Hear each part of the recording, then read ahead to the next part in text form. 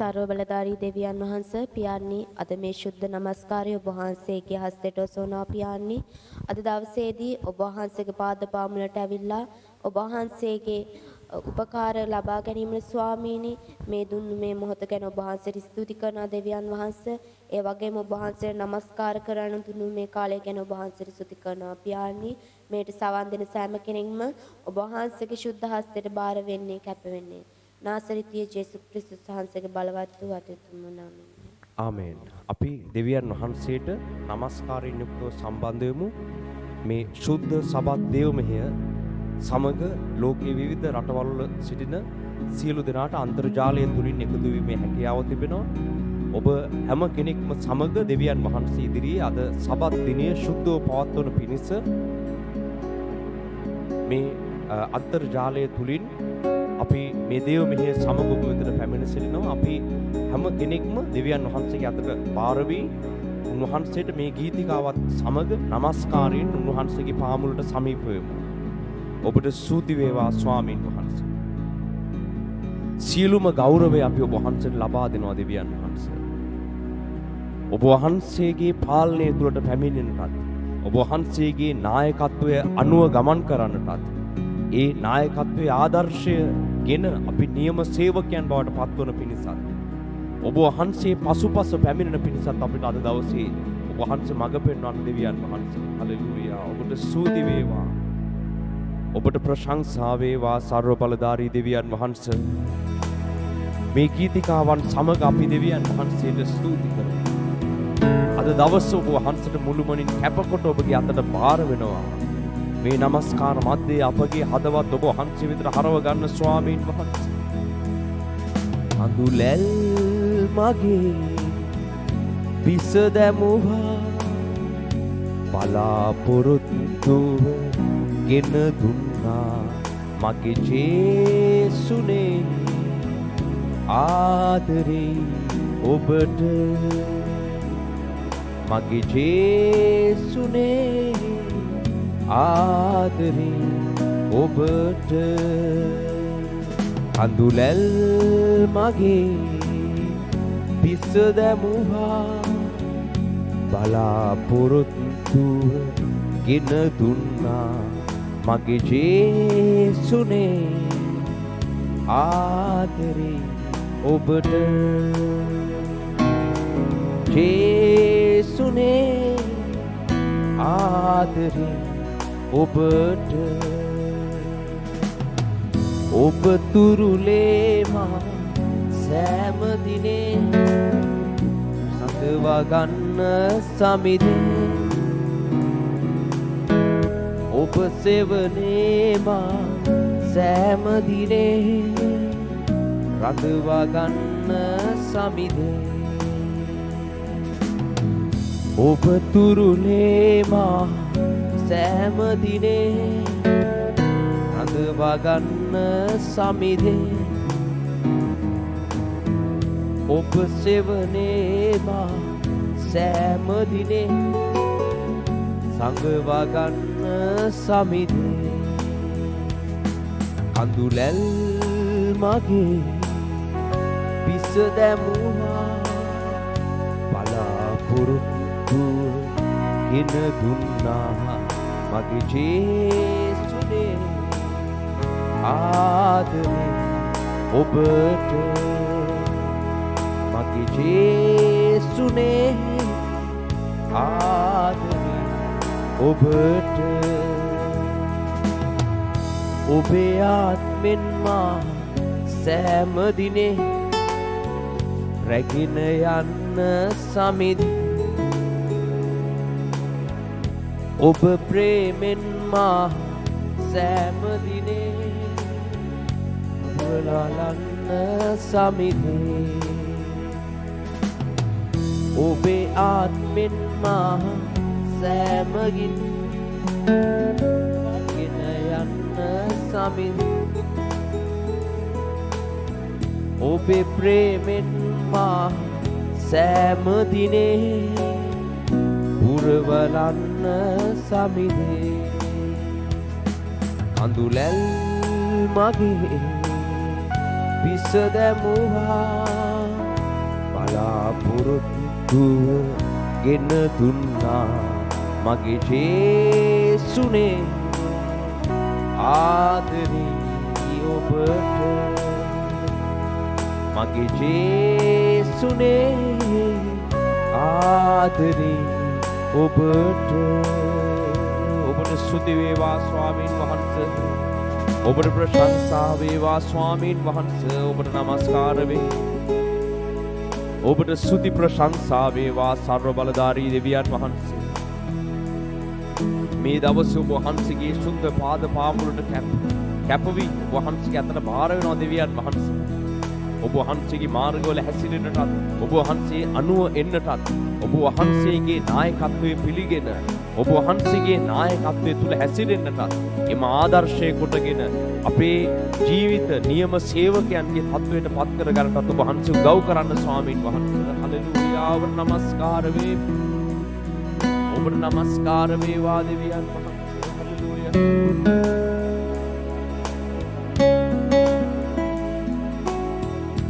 ඔබට ස්තුති වේවා ස්වාමීන් වහන්සේ හලෙලූයා ඔබේ ආත්මෙන් මා සෑම දිනේ රැගෙන යන්න සමි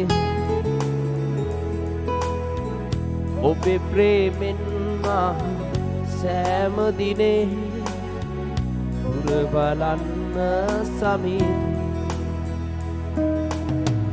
ඔබේ ආත්මෙන් මා සෑම දිනේ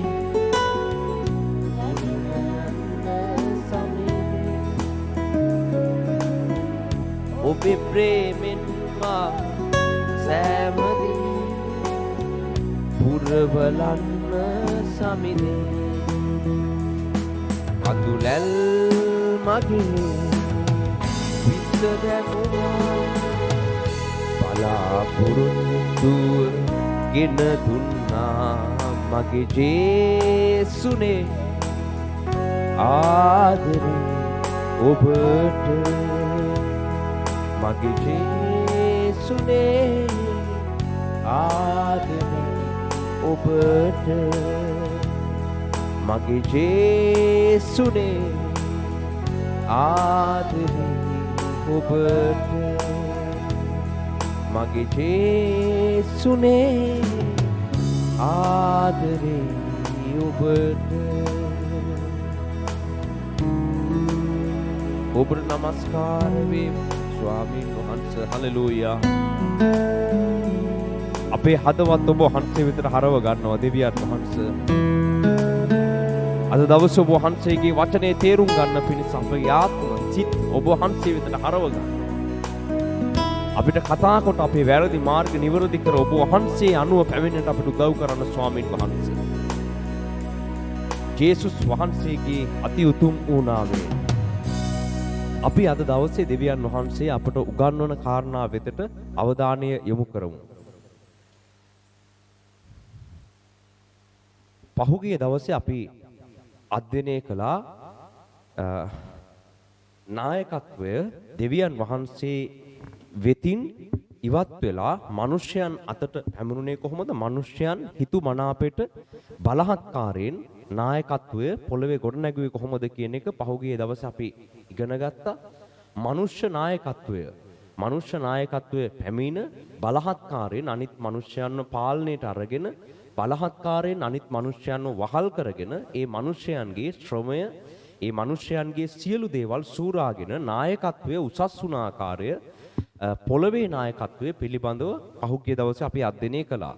අද අපි දෙවියන් වහන්සේ විසින් පත් කරන නායකත්වයන් සහ දෙවියන් වහන්සේගේ නායකත්වය කොයි වගේද කියන එක අධ්‍යයනය කරන්න සූදානම් වෙනවා. මුලින්ම දෙවියන් වහන්සේ තමයි කොහොමත් ආදම්ට මඟ පෙන්වුවේ නායකත්වය ලබා දුන්නේ. නමුත් ඔවුන් ටිකෙන් ටික එම නායකත්වය ප්‍රතික්ෂේප කොට තමන් විසින් ගොඩනගාගත්ත නායකයන් පසුපස ගමන් කරන්න පටන් ගත්තා. නමුත් ඉන්පසුව නැවත වතාවක් දෙවියන් වහන්සේ විසින් ඊශ්‍රායල් ජාතියටත් ඉන්පසුව ක්‍රිස්තුස් වහන්සේ තුල ගැලවුණු සියලු ජාතීන්ටත් දෙවියන් වහන්සේ විසින් පත් කළ නායකත්ව මගින් ඔවුන්ව හසුරුවා ඉදිරියට ගෙන යන්නට දෙවියන් වහන්සේ කටයුතු කළා.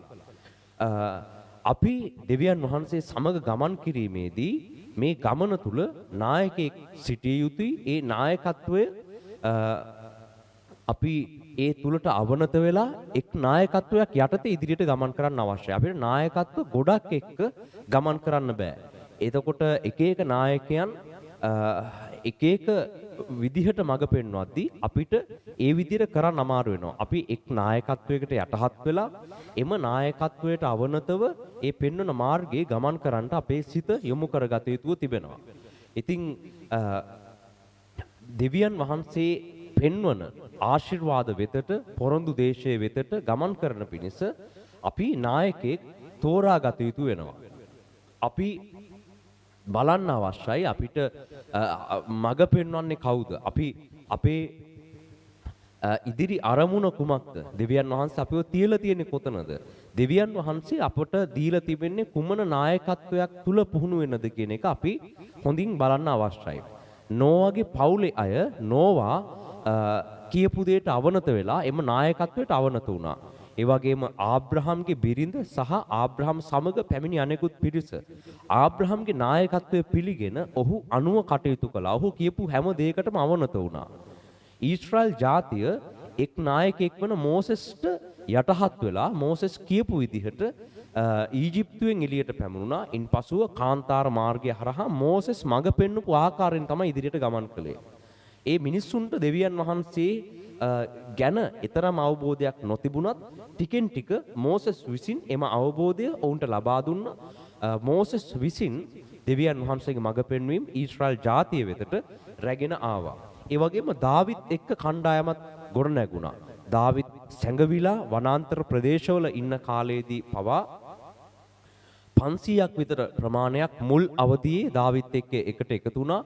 විවිධ ප්‍රශ්නවල හිටපු 500ක පමණ ප්‍රමාණයක් දාවිත් එක්ක එකතු වුණා කියලා දාවිත් වනගතව හිටපු මුල් අවදියේ සාමුවෙල් පොත්වල සඳහන් වෙනවා. ඉන්පසුව දාවිත් රාජ්‍ය බලය ලබා ගන්න යෙරුසලමට පැමිණියට පසුවත් දාවිත් මුළු යෙරුසලම සහ ඊශ්‍රායල් ජාතිය අවනතව දාවිත්ගේ නායකත්වය පිළිගෙන දාවිත් අනුව ගමන් කරන්න දාවිත් පෙන්නපු විදිහට එම පාලනයට අවනත වෙන්න ඔවුන් තෝරගත්තා. ජේසුස් වහන්සේ ඉන්පසුව උන්වහන්සේගේ ගෝලයන්ට මඟ පෙන්නුවා.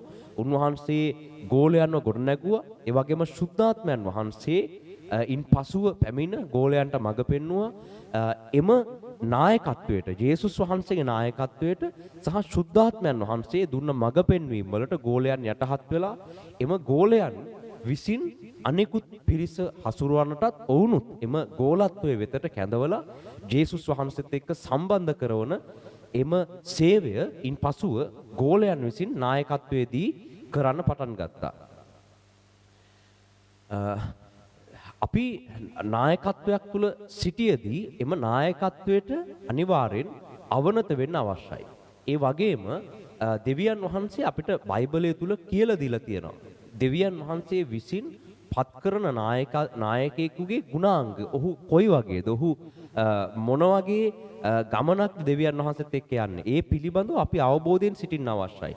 අපිට ඉහළින් සිටින නායකත්වයන් පිළිබඳව තේරුම් ගන්නටත් ඒ වගේම අපි යම් පිරිසකට නායකත්වය ලබා දෙනවා නම් අපේ ජීවිත නිවැරදි ක්‍රමවලට හසුරුව ගන්නටත් ඒ පිළිබඳව අපි දැන ගැනීම අත්‍යවශ්‍යයි. දෙවියන් වහන්සේ කියපු මාර්ගයේද නායකයන් ගමන් කරන්න කියන එක අපිට පරීක්ෂා කරලා අපිට විමසලා වුන් දෙස බලලා අපි ටික කාලයක් වුන් දෙස බලාගෙන ඉඳි අපිට තේරෙනවා ඒ අය දෙවියන් වහන්සේ කියපු මාර්ගයේද යන්නේ දෙවියන් වහන්සේ කියපු ක්‍රම අනුවද හැසිරෙන්නේ. ඒ වගේම අපේ ජීවිත අපි යම් පිරිසකට නායකත්වය දෙනවා නම් අපි කොහොමද දෙවියන් වහන්සේ කියපු මාර්ගයේද යන්නේ කියලා අපිව විමසා ගත යුතුව තිබෙනවා.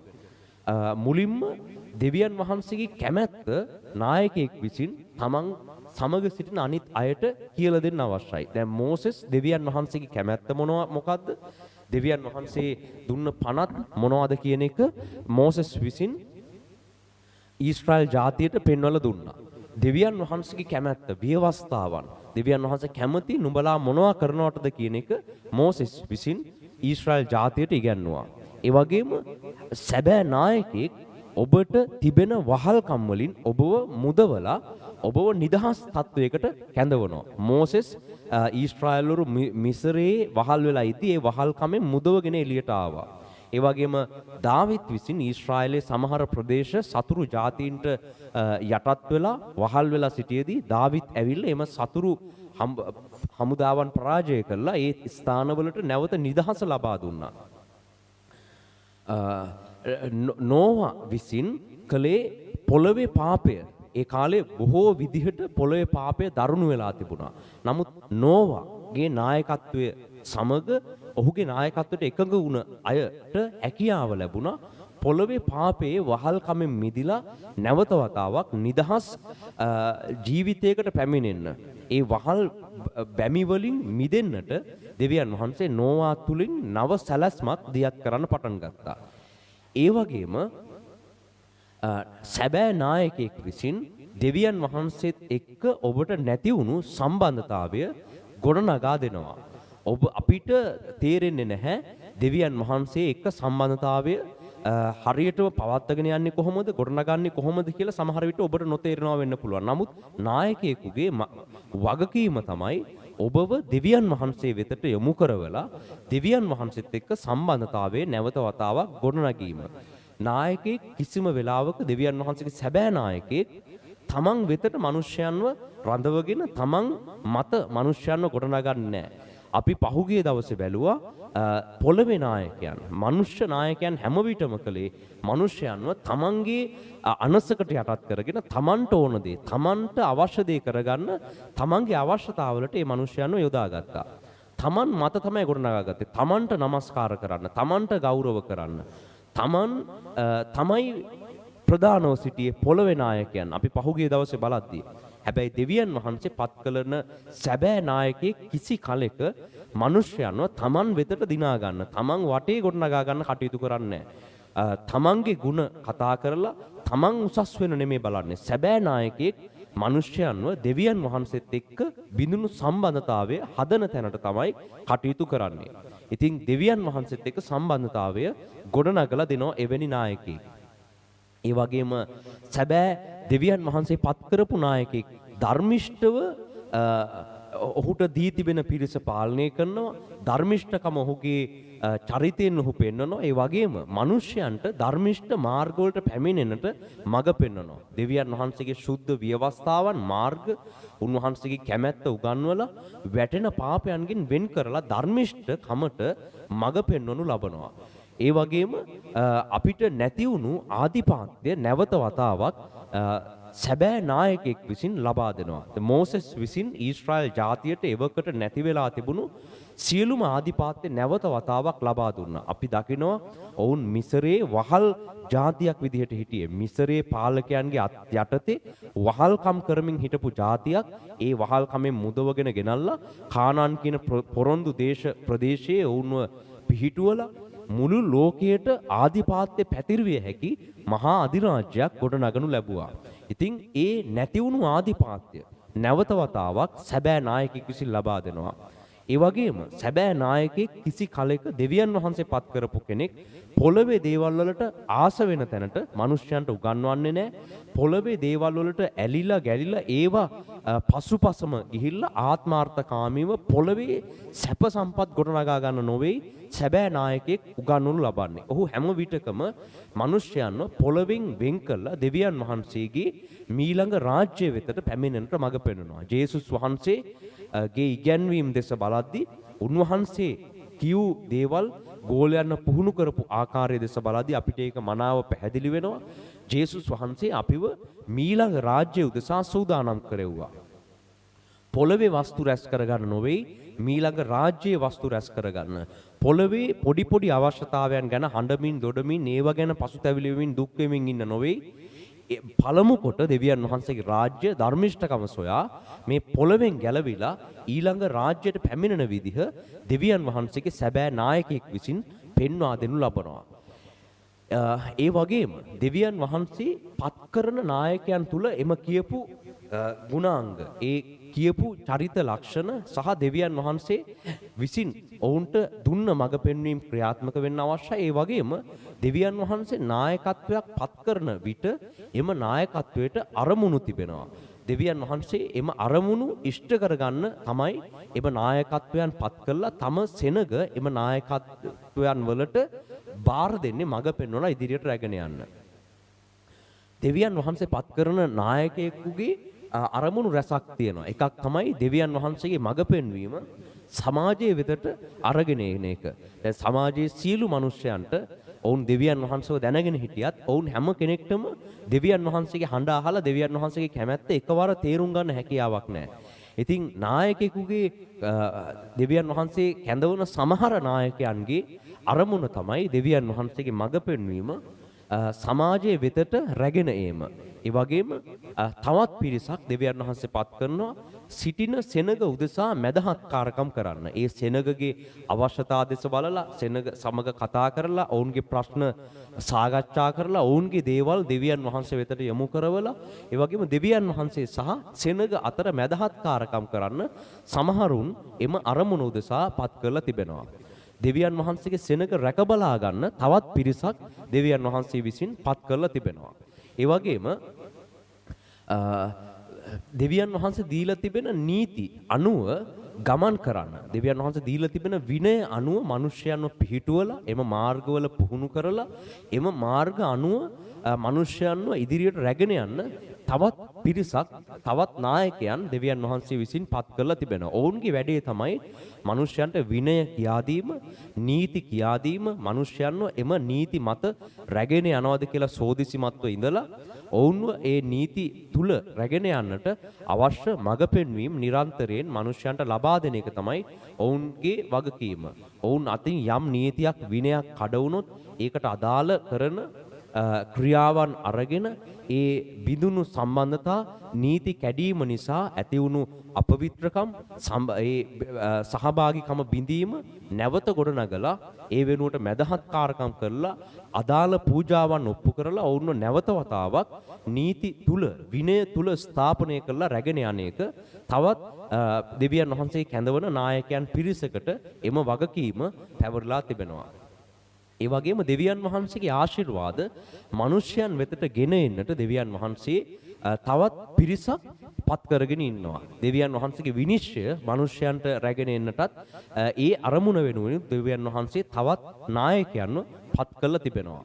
මෙලෙස දෙවියන් වහන්සේ උන්වහන්සේගේ අරමුණු උදෙසා විවිධ නායකත්ව දෙවියන් වහන්සේගේ ජාතීන් සහ සෙනග උදෙසා පත් කරලා තිබෙනවා. දෙවියන් වහන්සේ විසින් නායකත්වයක් කැඳවන උන්වහන්සේගේ කැඳවීම් කිහිපයක් තිබෙනවා. දැන් ලියවිල්ල ලියා තිබෙනවා නව ගිවිසුමෙත් දෙවියන් වහන්සේ විසින් ලබා දෙන කැඳවීම් මොනවද කියන එක ඒකේ ලියලා තිබෙනවා. හැබැයි ඒ අතරින් නායකත්ව කැඳවීම් මොනවද කියලා අපි තේරුම් ගන්න අවශ්‍යයි. දෙවියන් වහන්සේ අනාගත වක්තෘවරුන්ව කැඳවනවා. ඔවුන් නායකයන් ලෙස දෙවියන් වහන්සේ විසින් කැඳවෙනවා. අනාගත වක්තෘවරයෙක්ගේ අරමුණ තමයි දෙවියන් වහන්සේගේ පණිවිඩ දෙවියන් වහන්සේත් එක්ක සාකච්ඡා කරලා දෙවියන් වහන්සේ අභිමුඛයේ ඉඳලා දෙවියන් වහන්සේ කියන දේ අරගෙන ඇවිල්ලා මිනිස්යන්ට ලබා දීම තමයි අනාගත වක්තෘවරයෙක්ගේ කැඳවීම. ඒක තමයි ඔහුගේ අරමුණ. මෝසෙස් සීනායි කඳු මුදුනේ දින ගණනක් දෙවියන් වහන්සේත් එක්ක කතා කරමින් ඉඳලා දෙවියන් වහන්සේගේ අදහස් දෙවියන් වහන්සේ දුන්න ව්‍යවස්ථාවන් අරගෙන ඇවිල්ලා මිනිස්යන්ට එම පණිවිඩ ලබා දෙනු ලැබුවා. ඒ වගේම නවගිවිසුමේ අනාගත වක්තෘවරයෙක් සිටිනවා. ඒ තමයි යොහාන්. අපි මේ පිළිබඳව කලින් අවස්ථාවල බැලුවා.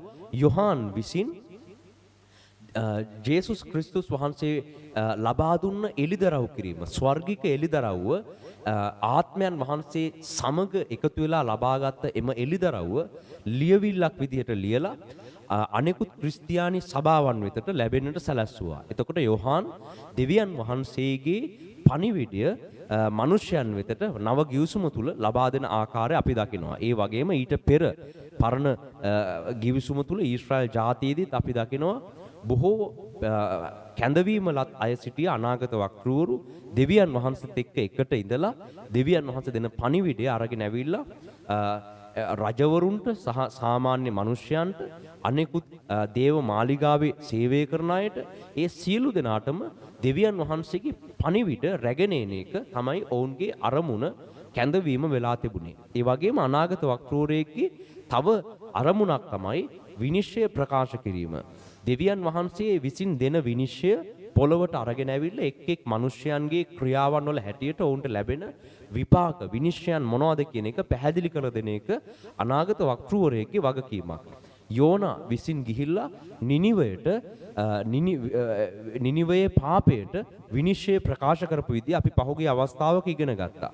ඔහු ගිහිල්ලා කියනවා නුඹලගේ පාපය නිසා මේ නුවර දෙවියන් වහන්සේ විනිශ්චය කරන්න සූදානමින් ඉන්නවා. ඉතින් යෝනා දෙවියන් වහන්සේගේ හඬ නිනිවය වෙතට රැගෙන ගියා. යෙරමියා, යෙසායා, එසකියල් සහ පරණ ගිවිසුමේ අපිට දකින්න තිබෙන සියලුම අනාගත වක්තෘවරුන්ගේ පොත්වල සඳහන් වෙන විදිහට ඔවුන් හැම කෙනෙක්ම දෙවියන් වහන්සේගේ විනිශ්චය ඊශ්‍රායල් ජාතිය වෙතට රැගෙන ආවා. ඒ වගේම යොහාන් විසින් නව ගිවිසුම තුල දෙවියන් වහන්සේ දුන්න විනිශ්චයන් සභා 7කට ලබා දෙන විදිහ පහුගිය අවස්ථාවල අපි ඉගෙන ගත්තා. එක් එක් සභාවන් වල තිබෙන වැරදි පෙන්වලා දීලා ඒ එක් එක් වැරදි නිසා සහ ඔවුන්ගේ යහපත් ක්‍රියාවන් නිසා ඔවුන්ට ලැබෙන්නට යන විපාකයන් විනිශ්චයන් යොහාන් ඒ සභා 7ට ලිපි ලියලා එලිදරව් පොතේ ආරම්භක පරිච්ඡේදවල අපි පහුගිය අවස්ථාවල ඉගෙන ගත්තා. ඔහු දෙවියන් වහන්සේගේ පණිවිඩය මිනිස්යන් වෙතට රැගෙන ආවා. දෙවියන් වහන්සේ කැඳවන තවත් නායකත්වයක් තමයි පූජකවරු. පූජකවරයෙක් කියලා කියන්නේ අනාගත වක්තෘවරයෙක්ට වඩා ඒ කැඳවීම වෙනස්. ඉතින් අනාගත වක්තෘවරයෙක්ගේ කැඳවීමයි පූජකවරයෙක්ගේ කැඳවීමයි දෙකක්. පූජකවරු වෙනම අපිට බයිබලයේ දකින්න පුළුවන්. ආරෝන් කියන්නේ පූජකවරයෙක්. හැබැයි මෝසස් කියලා කියන්නේ දෙවියන් වහන්සේත් එක්ක එකට වැඩ කරපු අනාගත වක්තෘවරයෙක්. ඒලි කියලා කියන්නේ පූජකවරයෙක්. හැබැයි සාමුවෙල් කියලා කියන්නේ දෙවියන් වහන්සේගේ අනාගත වක්තෘවරයෙක්. මෙලෙස පූජකත්වය සහ අනාගත වක්තෘ කැඳවීම කියන්නේ දෙකක්. කිසි කලෙක අනාගත වක්තෘවරයෙක් පූජකයෙක්ගේ සේවය කරන්න ගියේ නැහැ. ඒ වගේම පූජකවරුන්ට හැකියාවක් තිබුණේ නැහැ ගිහිල්ලා අනාගත වක්තෘවරුන්ගේ සේවය කරන්න. පූජකවරයෙක්ගේ වගකීම තමයි සෙනග දෙවියන් වහන්සේගේ ව්‍යවස්ථාවන් තුල නීති තුල ඉදිරියට රැගෙන යාම. ඔවුන් අතින් යම් නීතියක් කඩ වෙනවා නම් ඒවා පිහිටුවන්න මඟ පෙන්වන එක. නීති සහ විනය ව්‍යවස්ථාවන් නොදන්න අයට එම නීති ඉගැන්වීම තමයි පූජකවරයෙකුගේ ප්‍රධානම වගකීම. මිනිස්යන්ට උගන්වලා මිනිස්යන්ට නීති ගැන පෙන්වලා දීලා ලියවිල්ල පැහැදිලි කරලා දීලා ඒ මිනිස්යන්ට නිසි දැනගැන්ම ලබා දෙන එක පූජකවරයෙකුගේ වගකීමක්.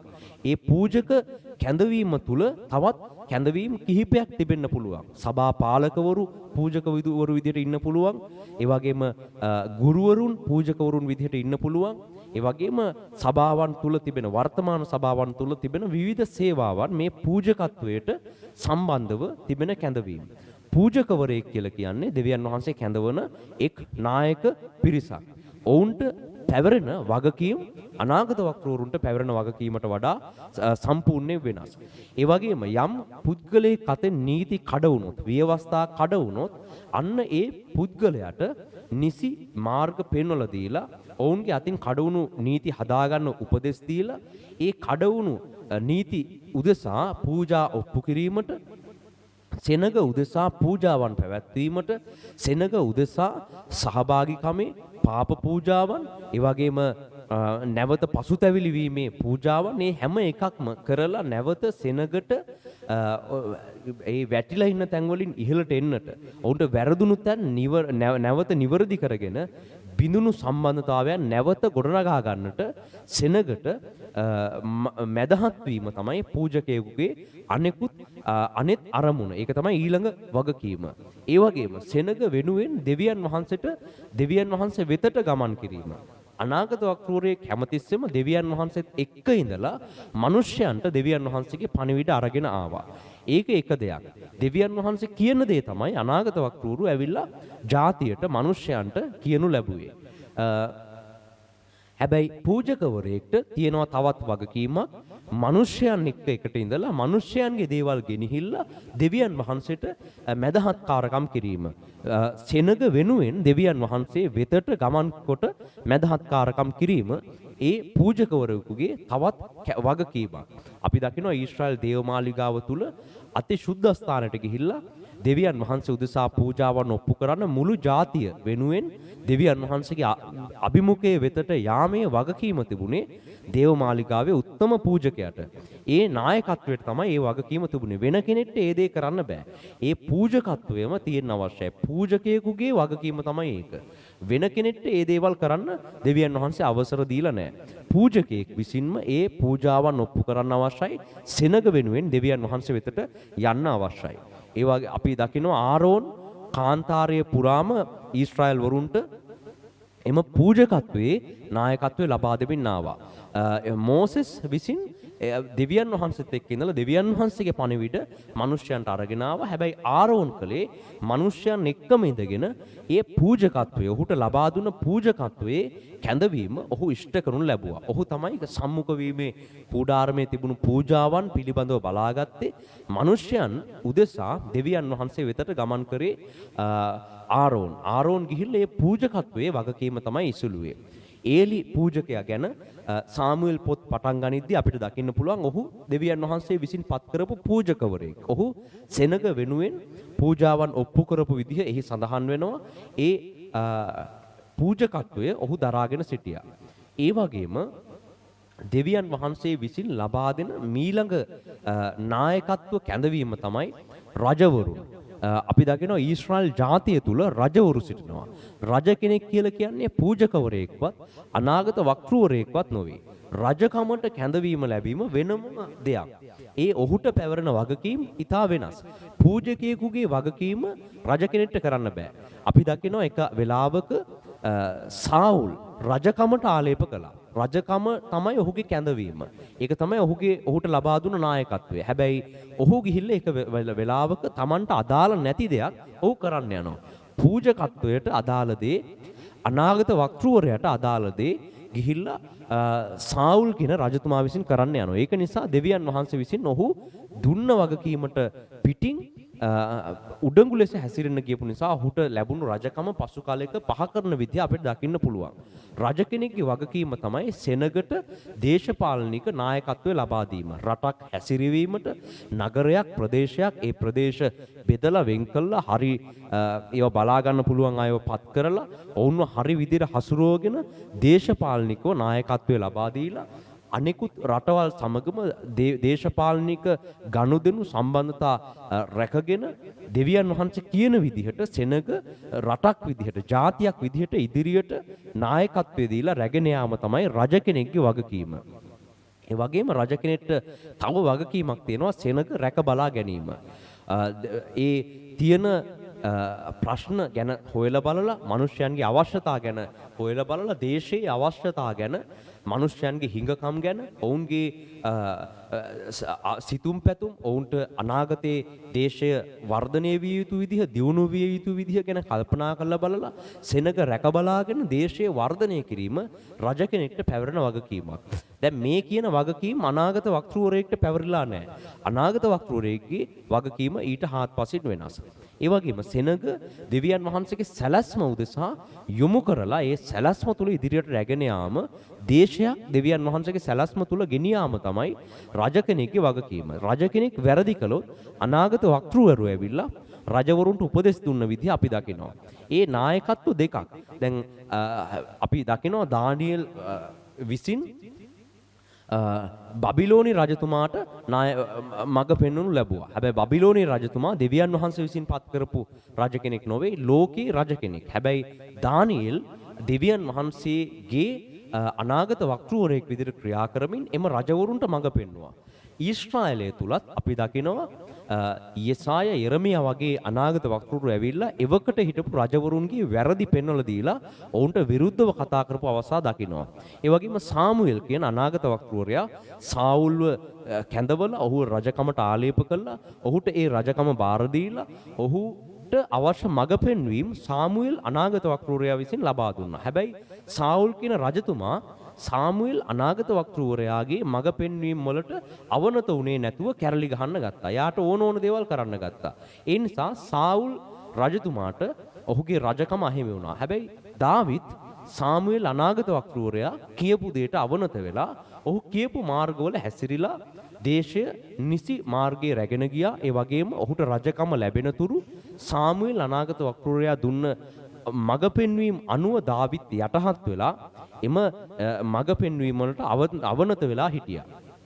සාමුවෙල් අනාගත වක්‍රවරයා කියන්නේ දෙවියන් වහන්සේ විසින් පත් කරපු නායකයෙක්. ඒ වගේම දාවිත් කියලා කියන්නේ දෙවියන් වහන්සේ විසින් පත් කරපු නායකයෙක්. මේ නායකත්ව දෙකක්. ඒ දෙක එකට පැටලෙන්නේ රජ කෙනාට පැවරලා තිබුණු වගකීම වෙනස්. සාමුවෙල් අනාගත වක්‍රවරයාට පැවරුණු වගකීම තමයි රජ කෙනාව හරි මාර්ගයේ රැගෙන යාම. රජ කෙනාට අවශ්‍ය කරන මඟ පෙන්වීම දීලා ඒ රාජ්‍ය නිසි ලෙස පිහිටුවන්න අවශ්‍ය මූලික මඟ පෙන්වීම. ඔහු හරි තැනට පුහුණු වෙනතුරු පිටුපසින් ඉඳගෙන ඔහුට අවශ්‍ය මඟ පෙන්වීම ලබා දෙන එක තමයි අනාගත වක්‍රවරයෙකුගේ වගකීම බවට පත් උනේ. ඒ වගේම රජ කෙනෙක්ගේ තව වගකීමක් තමයි රජ කෙනෙක් විසින් කළ යුතුව තිබුණු දේ තමයි පූජකයන්ට පූජකත්වයේ තැන ලබා දීම සහ අනාගත වක්‍රවරුන්ට අනාගත වක්‍රවරයාගේ තැන ලබා දීලා ඒ කියන උපදෙස් වලට යටත් වෙලා ඒවා පිළිපැදීම. අනාගත වක්‍රවරයෙක් හැම වෙලාවකම දැඩි ලෙස දෙවියන් වහන්සේත් එක්ක සම්බන්ධතාවයක තමයි හිටියේ. ඉතින් ඔහු දෙවියන් වහන්සේත් එක්ක එකට ඉඳලා ඇවිල්ලා කියන දෙයට අවනත වෙන එක රජ කෙනාගේ වගකීමක්. එහෙම ඒ නායකත්වයන් එකකට එකක් සම්බන්ධ වෙමින් එකකට එකක් අනිත් අයව පිළිගෙන අනිත් නායකත්වයන් පිළිගෙන ඒ නායකත්වයන්ට දෙවියන් වහන්සේ දීලා තිබෙන කැඳවීම් තේරුම් අරගෙන වැඩ කරන්න ගත්තම තමයි රාජ්‍යයක් දෙවියන් වහන්සේගේ සෙනගක් නිසි අනුපිළිවෙලට ඉදිරියට ගමන් කරන්නේ. මුල් අවදියේ ඊශ්‍රායල් ජාතිය මේ නිසි අනුපිළිවෙලට ගමන් කරපු විදිහ අපි දකිනවා. නාතාන් කියන අනාගත වක්‍රවරයා ඇවිල්ලා දාවිත් වැරදි කරාම දාවිත්ට විනිශ්චය ප්‍රකාශ කළා ගියා. දාවිත් ඊශ්‍රායලේ බලවන්ත රජතුමා වුණා කියලා නාතාන් අනාගත වක්‍රවරයාට ඒක වැඩක් නැහැ. අනාගත වක්‍රවරයා ඇවිල්ලා දෙවියන් වහන්සේ පත් කරපු ඊළඟ වෙනත් නායකත්වයක්. ඔහුට හැකියාව තිබෙනවා රජ කෙනාට උපදෙස් දෙන්න. රජ කෙනාගේ වැරද්ද පෙන්නලා රජතුමාට උනත් විනිශ්චය ප්‍රකාශ කරන්න අනාගත වක්‍රවරයෙක්ට හැකියාව තිබෙනවා. ඉතින් ඒ නායකත්වයන් දෙවියන් වහන්සේ විසින් හදලා තිබුණා. ඒ නායකත්වයන් ඒ අතීත ඊශ්‍රායල් ජාතිය පිළිගත්තා. පූජකවරු වෙනම දේව මාලිගාවේ පූජාවන් ඔප්පු කරමින් සිටියා. ඒ පූජාවන් වලට ගිහිල්ලා රජතුමා ඇඟිලි ගහන්න ගියේ නෑ. උත්තම පූජකයා හිටියා. ඒ වගේම අනෙකුත් පූජකවරු සිටියා. ඒ පූජක නායකත්වයට අනාගත වක්‍රවරු ගිහිල්ලා ඇඟිලි ගැහුවෙත් නෑ. රජවරු ගිහිල්ලා ඒ පූජකත්වයට ඇඟිලි ගහන්න ගියෙත් නෑ. පූජකත්වය දේවමාලිගාවේ සහ ඊට කලින් දේවමාලිගාව හදන්න කලින් සම්මුඛ වීමේ කූඩාරම තුල පූජකයන් විසින් එම වගකීම් දරාගෙන එම නායකත්වයන් දීලා ඉදිරියට රැගෙන ගියා. ඒවට විරුද්ධව රජවරු කතා කරන්න ගියේ නෑ. පූජකයන්ගේ සේවය ඇවිල්ලා අනාගත වක්‍රවරු විසින් කරන්න ගියෙත් නෑ. රජවරුන්ගේ සේවය පූජකවරු ඇවිල්ලා කරන්න ගියෙත් නෑ. නමුත් වර්තමානයේ අපි දකිනවා මේ ඔක්කොම කවලම් කරගෙන තමන්ගේ කැඳවීම මොකද්ද කියලා හරියට තේරුම් ගන්න නැතුව එක එක අය ඔක්කොම පටලවගෙන දෙවියන් වහන්සේ කැඳවල තිබෙන්නේ එක නායකත්වයකට. හැබැයි ඔහු ගිහිල්ලා වෙන ඔක්කොම කරන්න යනවා. පූජකත්වයකට ඔබ කැඳෙවුවා නම් ඔබට තිබෙන්නේ පූජක සේවයක්. රජ කෙනෙක්ගේ සේවයක් ඔබට දීලා නැහැ. ඔබ රජකමකට කැඳෙවුවා නම් අන්න එහෙමනම් ඔබට හැකියාව තිබෙනවා වර්තමාන කාලයේ වුණත් දේශපාලනිකව දෙවියන් වහන්සේගේ සෙනගට අවශ්‍ය මඟ පෙන්වීම සහ උපකාරය ලබා දීමේ හැකියාව දේශපාලනිකව දෙවියන් වහන්සේගේ සෙනග උදෙසා වගකීම් දරාගෙන මැදහත් වීමේ හැකියාව එම රජ කෙනෙකුගේ කැඳවීම ලත් කෙනෙකුට තිබෙනවා. අපි දකිනවා වර්තමාන ශ්‍රී ලංකාව තුලත් ඉහළින් සිටින නායකත්වයන් මෙම රජකමේ කැඳවීම තුල කැඳවලා තිබෙනවා. එදා දාවිත් ඊශ්‍රායල් වලට දේශපාලනික නායකත්වය දෙන්න කැඳවුවා වගේම ඊට පසුවත් විවිධ රජවරුන් කැඳෙව්වා. අපි දකිනවා ඊට පස්සේ සුභාරංචිය ලෝකේ පුරා පැතිරලා යද්දී යුරෝපයේ ගැලවීමටපත් වෙද්දී යුරෝපයේ හිටපු ජනාධිපතිවරු, අගමැතිවරු, ඇමතිවරු මෙන්න මේ දේශපාලනික නායකත්වය උදෙසා දෙවියන් වහන්සේ පත් කළා. එංගලන්තේ සහ යුරෝපා අනිත් රටවල් ගැලවීමට පැමුණාම ඒ රටවල් ක්‍රිස්තියානි රටවල් වුණාට පස්සේ එම රටවල් වල ජනාධිපතිවරු ඇවිල්ලා මෙන්න මේ දෙවියන් වහන්සේගේ රජකමේ කැඳවීමලත් පිරිසක්. ඔවුන් ගිහිල්ලා කවදාවත් පූජකත්වය කරන්න යන්නේ නැහැ. එහෙම කරේ නැහැ. ඒ කැඳවීම වෙනස්. ඔවුන් ඒක තේරුම් අරගත්ත නිසා දෙවියන් වහන්සේ එදා ඊශ්‍රායලයට ආශිර්වාද කරපු වගේම ක්‍රිස්තියානි රාජ්‍යයන් දෙවියන් වහන්සේ විශාල විදිහට වර්ධනය කරන්න පටන් ගත්තා. ඒ ක්‍රිස්තියානි රටවල් වල අනාගත වක්‍රරු වෙනම හිටියා. පූජක සේවය උදෙසා සේවය කරන්න වෙනම පූජකත්වයේ නායකත්වයේ දරවු පිරිසක් හිටියා. දේශපාලනිකව රට හසුරුවන්න වෙනම ජනාධිපතිවරු හිටියා. ඒක තමයි රජ කෙනෙකුගේ කැඳවීම කියලා කියන්නේ. ඉතින් ඒ කැඳවීම තේරුම් ගන්න අවශ්‍යයි. නමුත් වර්තමාන ක්‍රිස්තියානි සභාවේ ලංකාව තුල සහ ලෝකයේ බොහෝ ස්ථානවල අපිට දකින්න තිබෙන දේ තමයි මේ දෙවියන් වහන්සේ දෙන නායකත්ව කැඳවීම හරියට තේරුම් ගන්න නැතුව ඔක්කොම පටලවගෙන සිටිනවා. පූජකත්වයේ කැඳවීම තියන අය රජකමේ දේවල් කරන්න යනවා. ඒවට ඇඟිලි ගහන්න යනවා. රජව කෙනෙක්ගේ කැඳවීම තියන අය ගිහිල්ලා පූජකත්වයන් වලට ඇඟිලි ගහන්න යනවා. එතකොට තියෙන පූජකත්වය නැති වෙනවා. එතකොට තියෙන රජකමත් නැති වෙනවා. එදා සාවුල් ගිහිල්ලා තමන්ට අදාළ නැති දෙයක් කරන්න ගියාම තමන්ට තියෙන තැන නැති වුණා. ඔහු තේරුම් ගත්තේ නැහැ තමන්ව කැඳෙන්නේ මොන නායකත්වයකටද කියලා. ඉතින් අනාගත වක්තෘ කමකට කෙනෙක්ව කැඳෙවුවා නම් ඔහු ගිහිල්ලා පූජකකම් කරන්න, අනිත් මිනිසුන්ට දේශනා කරන්න, අනිත් මිනිස්යන්ට ගැළවීම ප්‍රකාශ කරන්න යන්නේ අනාගත වක්තෘ කෙනෙක්. සුභාරංචි සේවය කරන්නේ අනාගත වක්තෘවරයෙක්. ඒකට වෙනම පූජකවරු කැඳවලා තිබෙනවා. ඉතින් පූජකවරු ගිහිල්ලා අනාගත වක්තෘ සේවය කරන්නේත් නැහැ. ඒක එක එක කැඳවීම මේ දෙවියන් වහන්සේ පත් කරන නායකත්වයන් පිළිබඳව මනා අවබෝධය අද සභාවෙන් පහ වෙලා ගිහිල්ලා තිබෙන නිසා මේව ඔක්කොම කවලම් වෙලා එක නායකත්වයකට අනිත් නායකත්වයේ විරුද්ධ වෙලා තිබෙනවා. රජවරු අනාගත වක්තෘවරුන්ට විරුද්ධ වෙලා සිටිනවා. අනාගත වක්තෘවරු අනිත් තමන්ගේ කැඳවීම තේරුම් ගන්න නැතුව ඔවුන්ට ඒක තේරුම් ගන්න බැරුව ඉන්නවා. පූජකවරු ගිහිල්ලා අනාගත වක්තෘවරුන් කියන දෙයට සවන් දෙන්නේ නැතුව ඊට විරුද්ධව කැරලි ගහනවා. රජවරු ගිහිල්ලා අනාගත වක්තෘවරු කියන දෙයට විරුද්ධව කැරලි ගහනවා. ඉතින් පූජකවරු ගිහිල්ලා අනාගත වක්තෘවරුන් වෙන්න හදනවා. ඉතින් එහෙම කරන්න බෑ. රජවකරින්ට ගිහිල්ලා පූජකකම් කරන්න බෑ. මේවා හොඳින් තේරුම් අරගෙන දී තිබෙන කැඳවීම ඔබ නායකයෙක් නම් ඔබට දී තිබෙන නායකත්වයේ කැඳවීම කුමක්ද? මේ ඔක්කොම එකට දෙවියන් වහන්සේ කාටවත් දුන්නේ නැහැ. මේ ඔක්කොම දේවල් දැන් බලන්න මෝසෙස්ව කැඳවද්දී පූජකකමට ආරවන්න තිබ්බා. මෝසෙස්ට ලබා දුන්නා ඒ අනාගත වක්තෘකම. දාවිත් රජකමේ කැඳවීම ලබා දෙද්දී සාමුවෙල්ව තබලා තිබුණා අනාගත වක්තෘකමට. ඒ වගේම ඒ සම්මුඛ වීමේ කූඩාරමේ පූජාවන් වලට වෙනම පූජක, උත්තම පූජකයන් වෙනම නායකත්ව විදිහට කැඳවලා තිබුණා. ඉතින් පූජකත්වයේ වෙනම තියලා තිබුණා.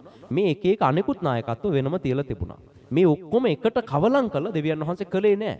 ඒ ඔබේ නායකත්වය මොකක්ද කියන එක තේරුම් ගන්නට අවශ්‍යයි. ඒ වගේම දෙවියන් වහන්සේගේ සෙනග බලා ගන්න දෙවියන් වහන්සේ පත් කරන කුමන නායකයෙක් වුණත් ඔහු අනාගත වක්තෘවරයෙක්, ඒ වගේම පූජකවරයෙක්, රජ කෙනෙක් වෙන්න පුළුවන්.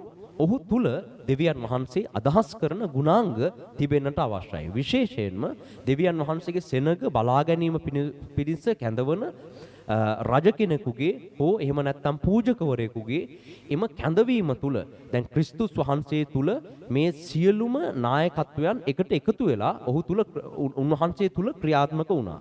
උන්වහන්සේ විටක අනාගත වක්තෘවරයෙක් විදිහට කතා කළා. තවත් විටක සෙනග උදෙසා මැදහත් තුල පූජකවරයෙක් විදිහට කටයුතු කළා. ඒ වගේම උන්වහන්සේ මතු කාලයේදී රජතුමා විදිහට පැමිණෙනවා. එම කැඳවීම් තුනම ජේසුස් වහන්සේ තුල ක්‍රියාත්මකව තිබුණා. ඉතින් මෙන්න මේ කැඳවීම දැන් ක්‍රිස්තුස් වහන්සේ තුල මේ කැඳවීම් එකට එකතු වෙලා ක්‍රිස්තුස් වහන්සේ පූජකත්වයක් සහ රාජ්‍යත්වයක් උදෙසා අපව කැඳවලා තිබෙනවා. මේ විදිහට සෙනග බලා ගැනීමට කැඳවන දෙවියන් වහන්සේගේ සේවකයෙක්, ජේසුස් වහන්සේ වගේ සේවකයෙක් කොයි වගේ වෙන්න ඕනද කියලා සුද්ධ යොහාන් පොතේ 10 වෙනි පරිච්ඡේදයේ 1 සිට 18 වෙනි පදය දක්වා ලියලා තිබෙනවා. අපි මේ කොටස කියවල බලමු. ජේසුස් වහන්සේ කතා කරමින් ඒකාන්තයෙන්ම මම නුඹලට කියමි. දොරටුවෙන් බැටළු ගාලට ඇතුළු නොවි අන් තැනකින් නැගී පැන එන්නා සොරෙක්ද කොල්ල කන්නෙක්ද වේ. එහෙත් දොරටුවෙන් ඇතුල් වෙන්නා බැටළුවන්ගේ එඬේරාය. නිසි පිළිවෙලට දෙවියන් වහන්සේ පත් කරපු නිසි අනුපිළිවෙලට මේ දෙවියන් වහන්සේ දීලා තිබෙන සෙනග අතරට පැමිණිලා දෙවියන් වහන්සේගේ කැඳවීම ලබලා පැමිණෙන කෙනා තමයි නිසි මඟ පෙන්වන නියම එඬේරා කියලා ජේසුස් වහන්සේ කියනවා. අපි 3 වෙනි පදයේ සිට 15ට කියවමු. දොරටු පාලයා ඔහුට දොර හරි. බැටළුව ඔහුගේ කටහඬ අඳුනති. ඔහු තමාගේම බැටළුවන්ට නම් කියා හඩගසා උන් පිටතට ආවිට උන්ට පෙරටුව යයි. බැටළුවෝද ඔහුගේ කටහඬ හඳුනන බැවින් ඔහු පසුපසේ යති. එහෙත් බැටළුවෝ අමුත්තෙකු පසුපස්සේ නොයති. එපමණක් නොව ඔහු වෙතින් පලා යති. මද්ද උන් අමුත්තන්ගේ කටහඬ නාදුනන බැවිනිය වදාළසේක. ජේසුස් වහන්සේ මේ උපමා ඔවුන්ට වදාළ නමුත් ඒ කුමක් අදහස් කළදැයි ඔහු තේරුම් නොගත්හ. එහින් යළිත් ජේසුස් වහන්සේ ඔවුන් අමතා ඒකාන්තයෙන්ම මම ඔබට කියමි. බැටළුවන්ට දොරටුව මමය. මට පළමුවෙන් ආ සියල්ලෝම සොරුද කොල්ල කන්නෝද වෙති. බැටළුව ඔවුන්ට ඇවුම් කන්නු දුන්නහ. දොරටුව මමය. මා තුළින් යමෙක් ඇතුළු වන්නේද ඔහු ගලවනු ලැබ ඇතුළට හා පිටතට ගොස් ආහාර ලබන්නේය. සොරා එන්නේ සොරකම් කරන්නටත් මරන්නටත් විනාශ කරන්නටත් පමණි. මා පැමිණි ඔවුන් හට ජීවනය ලැබෙන පිණිසය. සපුරාම එය ලැබෙන පිණිසය. යහපත් එඩේරා මම වෙමි. යහපත් එඩේරා තම ජීවිතය බැටළුවන් උදෙසා පූජා කරන්නේ එඩේරෙකු නොවන එසේම බැටළුවන්ගේ අයිතිකාරයාද නොවන කුලීකාරයාය. වෘකයා එනු දැක බැටළුවන් හැරදමා පලා යන්නේය. වෘකයාද උන්වෙත කඩා පැන විසිරුවා හරින්නේය. ඔහු පලා යන්නේ ඔහු කුලීකාරයෙකු වන නිසාත් බැටළුවන් ගැන සැලකිල්ලක් ඔහුට නැති නිසාත්ය. පියාණන් වහන්සේ මා පියාණන් වහන්සේද හඳුනන්නක් මෙන් මම මාගේ බැටළුවන් අඳුනමි. බැටළුවන් උදෙසා මාගේ දිවි පුදමි. තවද මේ රැළට අයිති නොවූ අන් බැටළුවද මට ඇත්තාහ. මා ඔවුන්ද ගෙන ආයුතුය. ඔහු මාගේ හඬට ඇහුම්කන් දෙති. මෙසේ එක රැළක්ද එක එඩේරෙක්ද වන්නාහ. මා පියාණන් මට ප්‍රේම කරන්නේ මා නැවත ලබන පිණිස මගේ දිවි පුදුන බැවිනි. කිසිවෙක් එය මගෙන් පැහැර නොගනිති. මගේම කැමැත්තෙන් මම එය පුදමි. එය පුදන්නට මට බලය තිබේ. එය යලි ලබන්නටද මට බලය තිබේ. මේ නියමය මාගේ පියාණන් වහන්සේගෙන්ම ලදිමියයි වදාළසේක. සැබෑ දෙවියන් වහන්සේගේ සේවකයෙක් කොයි වගේද කියන එක මේ පරිච්ඡේදය තුල ජේසුස් වහන්සේ විසින් විස්තර කරලා දීලා තිබෙනවා. සැබෑ සේවකයෙක් හැම විටකම තමන්ගේ රැළ උදෙසා තම ජීවිතය කැප කරලා තිබෙනවා. හැබැයි කුලීකාරයෙක් කිසි කලෙක තමන්ගේ රැළ ගැන ජීවිතය කැප කරන්නේ නැහැ. කුලීකාරයෙක් තමන්ට ලැබෙන කුලිය උදෙසා වැඩ කරනවා. ඉතින් බොහෝ සේවකයනුත් වර්තමාන ක්‍රිස්තියානි සභාවේ ඉන්න අය කුලියට තමන්ට ලැබෙන පඩියට සේවය කරන අය ඉන්නවා. ඉතින් ඔවුන් කවදාවත් තමන්ගේ රැළ ගැන සැලකිලිමත් වෙන්නේ නැහැ. රැළ උදෙසා ජීවිතය පූජා කරන්නේ නැහැ. ඔවුන්ට වැඩක් නැහැ රැළ වර්ධනය වුණාද රැළ රැකිලාද තියෙන්නේ. දෙවියන් වහන්සේ බාර දුන්න මිනිස්යන්ගේ ආත්මික ජීවිත රැකුණාද කියන එක වැඩක් නැහැ. කුලියට වැඩ කරන අය තමන්ට ලැබෙන වැටුපට වැඩ කරන අය හැම කාලෙකම ඒ වැටුප උදෙසා වැඩ කළා. හැබැයි ජේසුස් වහන්සේ කියනවා මම එහෙම නෙමෙයි. කුලීකාරයා සතුරා එනවා දැකලා පලා යනවා. වෘකයා එනවා දැකලා තමන්ගේ බැටළු රැළ අතහැරලා යනවා. ඒකට හේතුව ඒ බැටළු රැළ තමන්ගේ නෙමෙයි. කුලියට නිකන් ජොබ් එකක් කරේ, රැකියාවක් කරේ. ඉතින් ඒ ගැන කැක්කුමක් කුලීකාරයාට නැහැ. හැබැයි සැබෑ දෙවියන් වහන්සේගේ සේවකයෙක්ට තම රැළ ගැන කැක්කුමක් තියෙනවා. ඉතින් එදා දාවිත් බලා ගන්න දුන්න රැළට විරුද්ධව එක සිංහෙක් ඇවිල්ලා ඒක බැටළුවෙක් කන්න යද්දී දාවිත් මැද්දට ඇවිල්ලා සිංහයාත් එක්ක පොරබදලා එක බැටළුවා බේරගත්තා වගේ ජේසුස් වහන්සේ කියනවා සැබෑ සේවකයෙක් හැම විටකම තමන්ගේ රැළ උදෙසා මැදහත් වෙනවා. ඒ රැළ රැක ගන්න තමන්ට බාර දුන්න එක්කෙනෙක්වත් විනාශ නොවි ඔවුන්ව රැගෙන යන්න ඒ පත් කරපු කෙනා කැප වෙන්න අවශ්‍යයි. ඒක තමයි ජේසුස් වහන්සේගේ ජීවිතයෙන් අපිට දෙන ආදර්ශය. ඒ වගේම ජේසුස් වහන්සේ එම පරිච්ඡේදය තුල විස්තර කරනවා උන්වහන්සේ ඒ තම ජීවිතය දුන්නම පියාණන් වහන්සේ විසින් ඒකට අදාළ ප්‍රතිඵලය ලබා දෙනවා. ඒක අපි විසින් සපයා ගන්න අවශ්‍ය එකක් නෙමෙයි. ජේසුස් වහන්සේ ගේ හඬ සැබෑ සේවකයෙකුගේ හඬ සැබෑ බැටළුවන් හඳුරනවා. හැබැයි කපටි මාර්ගවල යන අය එම සැබෑ සේවකයෙකුගේ හඬ අඳුරන්නේ නැහැ. ඔවුන් වෘකයන් අතටපත් වෙනවා. ඔවුන් ගිහිල්ලා වෙන මාර්ගවලට යනවා. හැබැයි සැබෑ බැටළුවෙක් කියලා කියන්නේ ඒ සැබෑ එඬේරෙකුගේ හඬ අඳුරන කෙනෙක්. ජේසුස් වහන්සේ තමන්ගේ බැටළුවන් අඳුරන ඒ වගේම බැටළුවන් ජේසුස් වහන්සේව අඳුරනවා. ඒ වගේම උන්වහන්සේ කියනවා උන්වහන්සේ තමයි යහපත් එඬේරා. උන්වහන්සේ හොරු එනවා දැකලා, වෘකයෝ එනවා දැකලා, ප්‍රශ්න එනවා දැකලා තමන්ගේ සෙනග අතෑරලා දාලා යන්නේ නැහැ. තම සෙනග වෙනුවෙන් තම ජීවිතය කැප කරලා ඔවුන්ව නිසි මාර්ගයේ ගොඩනගන්න ඔහු කැප වෙනවා. ඒ වගේම තමන්ගේ ආත්මාර්ථකාමී අවශ්‍යතාවයන් වෙනුවට සෙනගගේ අවශ්‍යතාවයන් ගැන සැබෑ නායකයෙක් විසින් සිතන්න අවශ්‍යයි. ඒක තමයි ජේසුස් වහන්සේ විසින් දුන්න ජීවිත ආදර්ශය. අනෙක් සභාවක් කොහොමද ගොඩ නැගෙන්නේ? තම පිරිස කොහොමද ගොඩ නැගෙන්නේ? තමන්ගේ පිරිසට අවශ්‍ය දේ මේ වෙලාවේ මොකද්ද? ඒ පිරිස ගොඩ නැගෙන නම් වර්ධනය වෙන්න නම් තමන් කරන්න ඕන කැපකිරීම මොනවද? තමන් කොයි විදිහටද වැඩ කරන්න ඕන? හැම වෙලාවකම අනිත් පිරිසගේ වර්ධනය වෙනුවෙන් තමන්ට ලැබෙන දෙයක් නිසා නෙමෙයි. නමුත් ඒ වෙනුවෙන් කැප වෙලා උගන්වන්න ඉන්න අය ඒ ගැන්වීම් කරන්න අවශ්‍යයි. සෙනග බලා කියා ගන්න ඒ කැඳවීම් තිබෙන අය ඒ වෙනුවෙන් වැඩ කරන්න අවශ්‍යයි. සභා පාලකවරුන් තමන්ගේ සභාවන් ඉදිරියට හසුරුවගෙන යන විදිය නිසි ලෙස තේරුම්ගෙන ඒවා කරන්න අවශ්‍යයි. ඒ ඇවිල්ලා තමන්ට මොනවත් ලැබෙනවට නෙමෙයි. තමන්ගේ අවශ්‍යතාවයක් සපුර ගන්න නෙමෙයි. ඒ කරන කැපකිරීම වලට දෙවියන් වහන්සේ විසින් ප්‍රතිඵල දෙයි. ඒක ජේසුස් වහන්සේ කියනවානේ මම මගේ සෙනග වෙනුවෙන් මගේ ජීවිතය දෙනවා.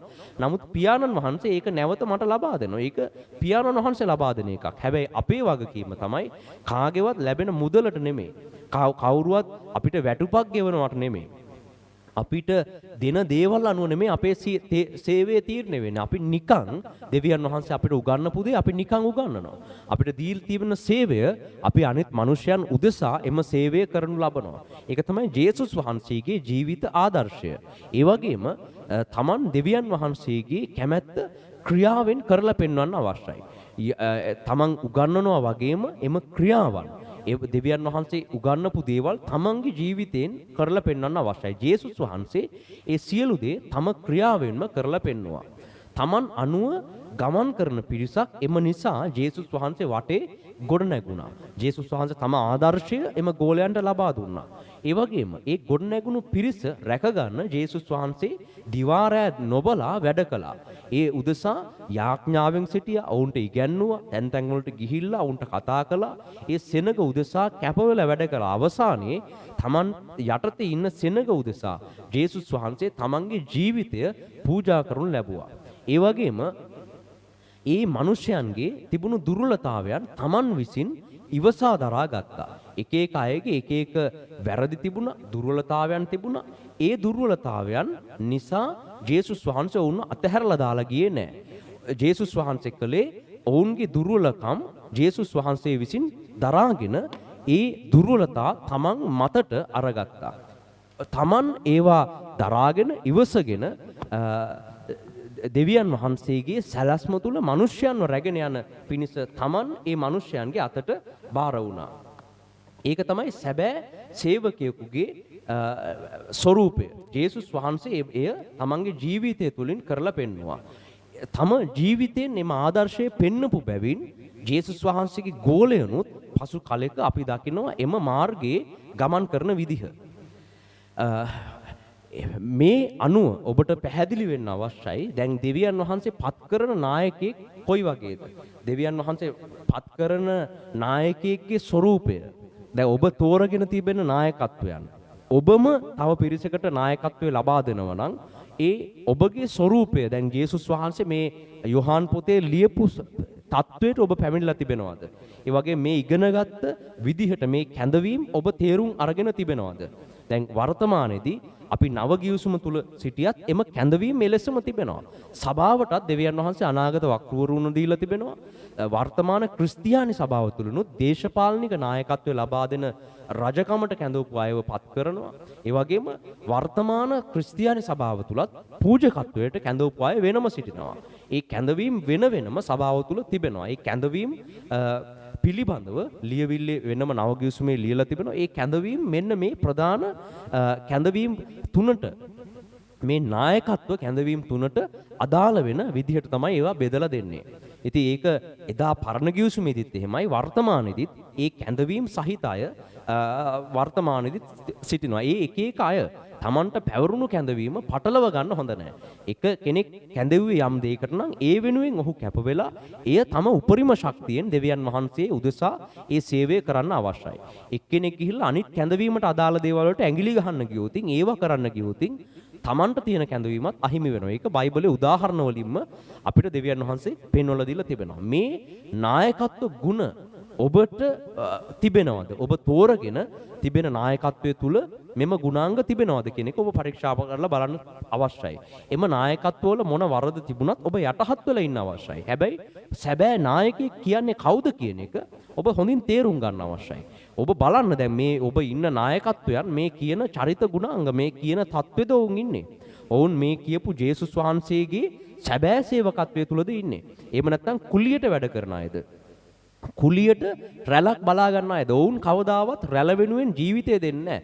රැළ රැක ගැනීම ඔවුන්ගේ එකම අරමුණ නෙමෙයි. ඔවුන්ගේ අරමුණ ඔවුන්ට රැළ පිළිබඳ කැක්කුමක් නැහැ. හැබැයි සැබෑ සේවකයෙක් තමන්ගේ රැළ වෙනුවෙන් මැදහත් වෙලා ඒ රැළේ වර්ධනය උදෙසා කටයුතු කරමින් සිටිනවා. ඉතින් ඔබ බලන්න දැන් මේ නායකත්වයන් ඔබට ගොඩක් නායකත්ව දකින්න තිබෙනවා. ඒ නායකත්ව ඇත්තටම දෙවියන් වහන්සේ පත් කරපු අයද? ඒ නායකත්ව දෙවියන් වහන්සේ පත් කළා නම් මෙන්න මේ කියපු ගුණාංග මේ තේරුම් ගැනීම සහ මේ තමන්ගේ తত্ত্বය තමන්ගේ කැඳවීම නිසි ලෙස තේරුම් ගත්ත කෙනෙක් වෙන්න අවශ්‍යයි. ඒ වගේම ඔහු මෙන්න මේ කියන ගුණාංග ජේසුස් වහන්සේගේ චරිත ගුණාංග ඔහු තුල මේ යොහාන් පොතේ කියපු විදිහට පවතින අවශ්‍යයි. ඒක තමයි සැබෑ නායකයෙක්ගේ ස්වરૂපය. ඒක ඔබ බලන්න පුළුවන්. දැන් මේ ඉන්න නායකයන් අතරින් එම ගුණාංග තියෙනවද? ඒ තියෙනවා නම් ඒක ඉතා හොඳයි. ඔවුන් අනුව යාම ඉතාම යහපත් දෙයක්. ඒ වගේම ඔබ දැන් සේවයට පැමිණෙනවා නම් ඔබ මේ ආදර්ශ තුල ගමන් කරන්න ඔබ කැමති වෙලාද ඉන්නේ? දැන් යමෙක් සේවයට එනවා වෙන්න පුළුවන් තව කෙනෙක්ට ලැබිලා තියෙන දේවල් දිහා දැකලා තමන්ගේ ආසාවට සේවයට ආව වෙන්න පුළුවන්. හැබැයි ඔබ එන්න කලින්ම දෙවියන් වහන්සේ කියලා දෙන මෙන්න මේ කැඳවීම තේරුම් ගන්න අවශ්‍යයි. ඔබ කැඳවන්නේ කුමන නායකත්වයකටද? කුමන කැඳවීමකටද කියන එක තේරුම් අරගෙන අන්න ඒකට අදාළ දේවල් වෙතට සිත යොමු කරලා අනිකුත් නායකත්වත් පිළිගන්න අවශ්‍යයි. වර්තමාන ක්‍රිස්තියානි සභාවේ තියෙන ඉතා වැරදි දේ තමයි එක නායකයෙක් අනිකුත් නායකත්ව පිළිගන්නේ නැහැ. එක රජකමට කැඳවපු නායකයෝ අනාගත වක්තෘවරුන්ගේ නායකත්වය පිළිගන්නේ නැහැ. එහෙම වුණාම මොකද්ද වෙන්නේ? රජ කෙනාට කෙලින්ම ගිහිල්ලා දෙවියන් වහන්සේත් එක්ක කතා කරන්න බෑ. පූජකවරයෙක්ගේ වගකීම පූජකයාගේ නායකත්වයේ රජවරු විසින් පිළිගන්නේ නැහැ. පූජකවරු විසින් අනාගත වක්තෘවරයෙකුගේ නායකත්වය පිළිගන්නේ නැහැ. ඒව පටලවගෙන ඒ ඔක්කොම තමන්ට තමන් ඔක්කොම කරන්න ගියාම ලොකු විනාශයක් සිද්ධ වෙන්නේ. එක එක තමන්ගේ නායකත්වයේ තමන් ඒක ලැබිච්ච එක හොඳයි. හැබැයි ඔබ බලන්න අනික් කෙනාට ලැබිලා තිබෙන නායකත්වය මොකද්ද? ඒ අය උඩින්ද පහතින්ද ඉන්නේ කියන එක නෙමෙයි. දැන් දාවිත් කල්පනා කරේ නැහැ. සාමුවෙල් කල්පනා කරන්න ගියේ නැහැ. දැන් අනාගත වක්තෘවරයෙක්ගේ කැඳවීම තියෙන සාමුවෙල් ඇවිල්ලා උඩින් ඉන්නවද? දාවිත් යටින් ඉන්නවද? උඩින් ඉන්නවද කියන එක නෙමෙයි. දාවිත් ඒ කැඳවීමට තැන දුන්නා. සාමුවෙල්ගේ අනාගත වක්තෘකමට ඒ අනාගත වක්තෘවරයාගේ කැඳවීමට අවනත වෙලා දාවිත් දැනගෙන හිටියා. මෙයා ඇවිල්ලා මං වගේ නෙමෙයි. මම සෙනගට නායකත්වය දෙනවා. මම රාජ්‍ය ඉදිරියට ගෙනියනවා. හැබැයි සාමුවෙල් එහෙම නෙමෙයි. සාමුවෙල් එහෙම එකක් කරන්නේ නැහැ. සාමුවෙල් ගොඩක් කට්ටියට දේශනා කර ඉන්නෙත් නැහැ. සාමුවෙල් ඇවිල්ලා දෙවියන් වහන්සේට එක්ක සම්බන්ධ වෙලා දෙවියන් වහන්සේගේ පණිවිඩ අරන් එන කෙනා තමයි සාමුවෙල්. ඉතින් එයාගේ නායකත්වය වෙනස්. ඒක නිසා ඔවුන් ඒ නායකත්ව තෝරා බේරාගෙන හරියට ක්‍රියා කළා. සාමුවෙල් කවදාවත් ඇවිල්ලා දේශනා කරන්න කට්ටියට කතා කරන්න රාජ්‍ය පාලනය කරන්න ගියේ නැහැ. දාවිද්ගෙන් රාජ්‍ය අරගෙන මට දෙවියන් වහන්සේ ඔක්කොම කියලා දීලා තියෙන්නේ. ඒක නිසා මට රාජ්‍ය හොඳට පාලනය කරන්න පුළුවන් කියලා දාවිත්ව පන්නලා සාමුවෙල් ඇවිල්ලා රජකම ගන්න ගියේ නැහැ. එයා තමන්ට දුන්න කැඳවීම, තමන්ට දුන්න නායකත්වය සාමුවෙල් විසින් පිළිගෙන ඒකට අදාළව සාමුවෙල් කටයුතු කළා. ඔවුන් නිසි ලෙස තේරුම් අරගෙන වැඩ කරපු නිසා එක් නායකත්වයක් අනිත් නායකත්වය පිළිගෙන ඒකට ගරු කරලා කටයුතු කරපු නිසා ඔවුන්ට හැකියාව ලැබුණා නිසි පිළිවෙලට ඊශ්‍රායල් ජාතිය වර්ධනය කරන්න. මේවා තේරුම් ගත්ත නිසා මේ නායකත්ව තුන එකට එකක් පෑහිලා එකට එකක් අවනත වෙලා එක එකිනෙකාට ගෞරව කරගෙන ගමන් කරපු නිසා දාවිද්ගෙන් පසු ඒ කාලය පහුවෙලා යද්දී අපි දකිනවා ඊශ්‍රායලය ලෝකයේ අති බලවන්ත රාජ්‍යයක් බවට පත් වෙනවා. ඉතින් ඒ ඇවිල්ලා දෙවියන් වහන්සේ දුන්න හරි නායකත්වයන් හරි අය ඒවා පිළිගෙන අනිත් අයටත් ගරු කරලා ඒ අනිත් අයගේ නායකත්වයටත් සවන් දුන්නා. ඒ මාර්ගයේ තමයි වුන් ගමන් කළේ. තනි තනියෙන් අපි ඔක්කොම කරන්න පුළුවන් කියලා එහෙම යන්න ගියොත් ලොකු විනාශයක් වෙන්නේ. එහෙම කරන්න බෑ. එක එක නායකත්ව කැඳවීම් තියෙනවා. එක්කෙනෙක්ට අනිත් කෙනාව නැතුව බෑ. දාවිද්ද සාමුවෙල් නැතුව ගමන් කරන්න බෑ. ඒ වගේම සාමුවෙල්ට දාවිත් නැතුව රට පාලනය කරන්නත් බෑ. ඒ එක එකයි ඉන්න අවශ්‍යයි. මේ දෙන්නම හිටියත් දේවමාලිගාවේ පූජකයා හිටියේ නැත්නම් ඒ පූජාවන් පවත්වලා අවශ්‍ය ඉගැන්වීම් කරලා ඒ පූජකත්වයේ ඉදිරියට ගෙනියන්න කෙනෙක් නැහැ. ඉතින් ඒ ඔක්කොම තියෙන්න අවශ්‍යයි. පූජකත්වයේ කැඳවීම වෙනම එකක්. ඒ සභාව හසුරුවන විදිහ, ඒ සභාවට අවශ්‍ය ඉගැන්වීම් ලබා දීලා, ව්‍යවස්ථා උගන්වලා, නීති උගන්වලා, ඒ අයට දෙවියන් වහන්සේගේ වචනය එලිදරව් කරලා පැහැදිලි කරලා උගන්වන එක පූජකයාගේ වගකීම. ඉතින් පූජකත්වයේ විසින් එම නායකත්වයේ දරාගෙන ඒ ඉගැන්වීම් හරියට කරේ නැත්නම් ගුරුවරයෙකුගේ වගකීම ඔවුන් කළේ නැත්නම් මේ කාටවත් එම ඉගැන්වීම නැති වෙනවා. එම දැනුම නැති වෙනවා. අවබෝධය නැති වෙනවා. ඉතින් ඒ අයට වෙනම ගරු කරන්න අවශ්‍යයි. ඒ දෙවියන් වහන්සේ දී තිබෙන තැන ඔවුන්ට දෙන්න අවශ්‍යයි. ගරු කරනවා කියලා කියන්නේ ඒ අපි අනිත් අයව පිළිගන්න අවශ්‍යයි. අනිත් නායකත්වය පිළිගන්න අවශ්‍යයි. ඒකට දෙන්න ඕන තැන දීලා ඒ නායකත්වය අපි විසින් පිළිගෙන ඒ තැන ඔහුට දීලා තියෙන්න අවශ්‍යයි. අපි ගිහිල්ලා ඔක්කොම නෑ අපිට තමයි දීලා තියෙන්නේ කියලා අපි කැරලි ගහන්න ගියොත් අපිට තමයි ඔක්කොම තියෙන්නේ. මම තමයි එකම නායකයා කියන්න ගියොත් මොකද්ද වෙන්නේ? එතකොට මේක යන්නේ නැහැ ඉදිරියට. ඒක තමයි බොහෝ තැන්වල සිද්ධ වෙලා තියෙන්නේ. මේ නායකත්ව මේ කැඳවීම් ත්‍රිත්වයම සභාව තුල වර්තමානයේදී ක්‍රියාත්මක වෙමින් තිබෙනවා. ඒ නිසා ඔබට ඔබව කැඳවන නායකත්වය ඔබව නායකත්වයට කැඳවනවා නම් ඒක මොන වගේද කියලා තේරුම් ගන්න අවශ්‍යයි.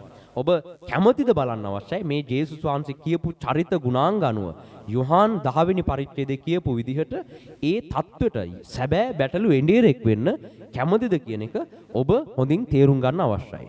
හරි. අපි මේ වෙලාවේ මේ ඇසූ වචනය ගැන දෙවියන් වහන්සේට ස්තුති කරලා යාඥා කරමු. ඒකම අපි උන්වහන්සේට නමස්කාර කරන පිණිස අපේ සිත යොමු කරගනිමු. සර්ව බලධාරී දෙවියන් වහන්සේ පියාණිය දවසේදී ඔබ වහන්සේ දුන් වචනේ නිසා ඔබ වහන්සේ ස්තුති කරනවා පියාණිය. දෙවියන් වහන්සේ අද දවසේ දුන්න ඔබ වහන්සේ අපිට කියා දුන්නු ඒ පණිවිඩය නිසා ඔබ වහන්සේට ස්තුති කරනවා ස්වාමිනී. ඒ වචනේ තේරුම් ගන්නට ඔබ වහන්සේගේ ආත්මයන් වහන්සේ අපිට ලබා දීලා ඔබ වහන්සේ අපව ශක්තිමත් කරන නිසා ඔබ වහන්සේට ස්තුති කරනවා පියාණිය.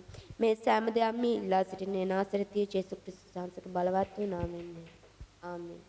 ඔබට ස්තුති වේවා ස්වාමින් වහන්සේ. අපි ජේසුස් වහන්සේගේ නායකත්වයේ තුල සිටින පිරිසක්.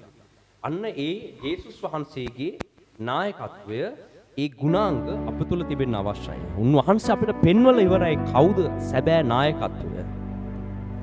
සැබෑ දෙවියන් වහන්සේගේ නායකත්වයක් මොන වගේද කියන එක ජේසුස් වහන්සේ තම ක්‍රියාවෙන්, තම චරිතයෙන්, තම ආදර්ශයෙන් අපිට සනාථ කොට ඔප්පු කොට උන්වහන්සේගේ ආදර්ශය අපිට ලබා දීලා තිබෙනවා. උන්වහන්සේ කිසි කලෙක අපිව අතහැරියේ නැහැ. සතුරන් එනවා දැකලා අපිව අතහැරලා දාලා ගියේ නැහැ ජේසුස් වහන්සේ. හැබැයි කුලීකාරයන් අතහැරලා දාලා ගියා. කුලියට වැඩ කරපු අය, තමන්ට ලැබෙන වේතනයට වැඩ කරපු අය, තමන්ට ලැබෙන දේ ගැන පමණක් කල්පනා කරලා ඔවුන් නැති වෙන බැටළුවන් විනාශයටම යන්න ඉඩ දීලා සිටියා. හැබැයි ජේසුස් වහන්සේ එහෙම කළේ නැහැ. තුවාල වුණු බැටළුවන් රැගෙන කරේ තියාගත්තා. වැටුණු බැටළුවන් අරගෙන නැවත ස්ථාපනය කළා. පැරදිලා ඉන්න බැටළුවන් අරගෙන නැවත නිල් කන ගොදුරු බිම් වලට මඟ පෙන්වනු ලැබුවා. අන්න ඒ කිසි දිනක අපිව අත් නොහැරපු සැබෑ නායකත්වයේ තුලට අපේ ජීවිත අපි කැප කරගන්න අවශ්‍යයි. අපි උන්වහන්සේට ස්තුති කරමු. උන්වහන්සේ කිසිම කාරණයක් නිසා අපිව අතහැරියේ නැහැ.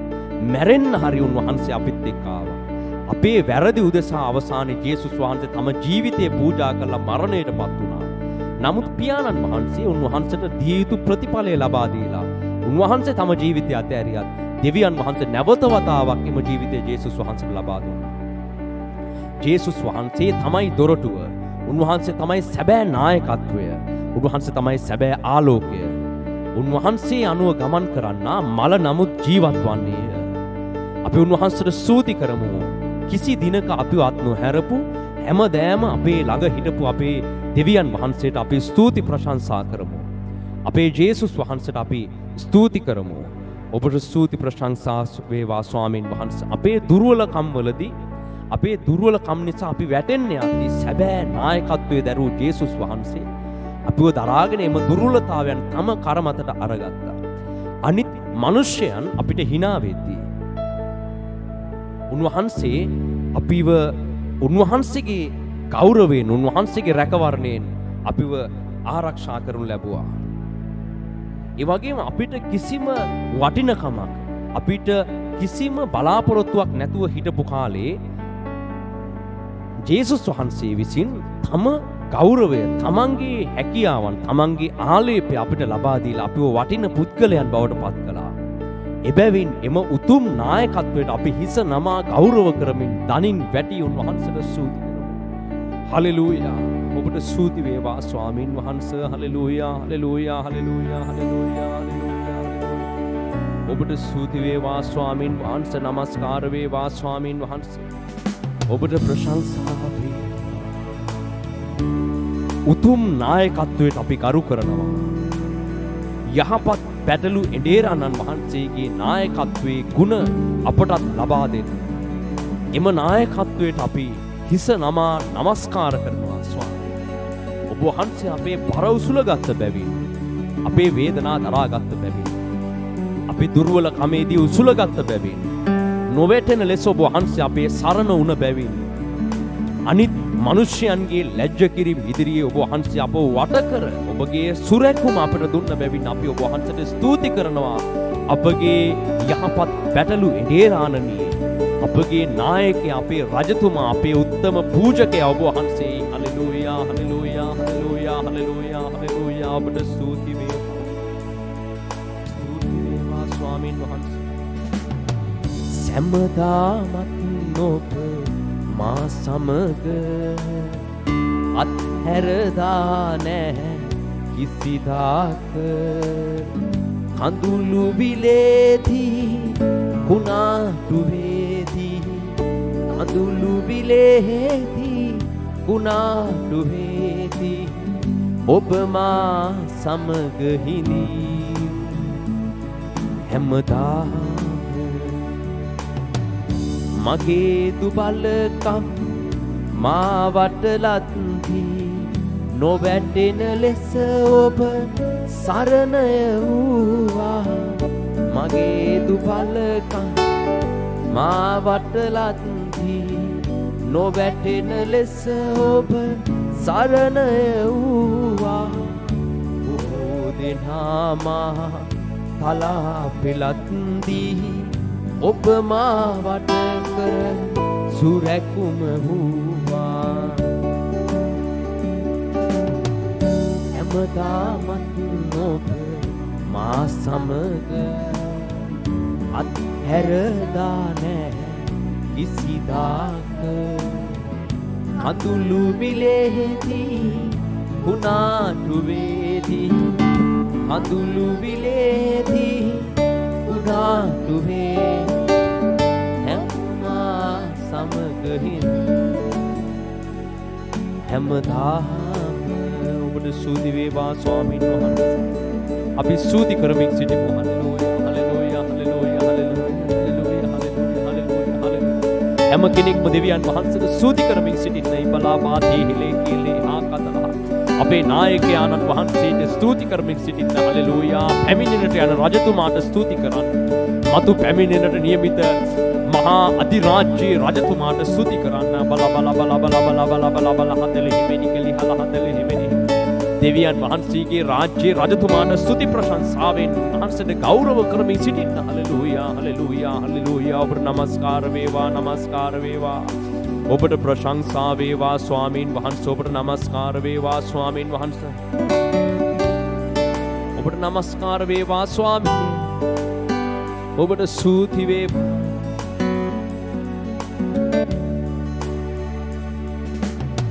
පැසසුම් ලබනට කිසිත් නැහිමි මට, ඔබේම දස්කම් මාතලුවා. පැසසුම් ලබනට කිසිත් නැහිමි මට, ඔබේම දස්කම් මාතලුවා.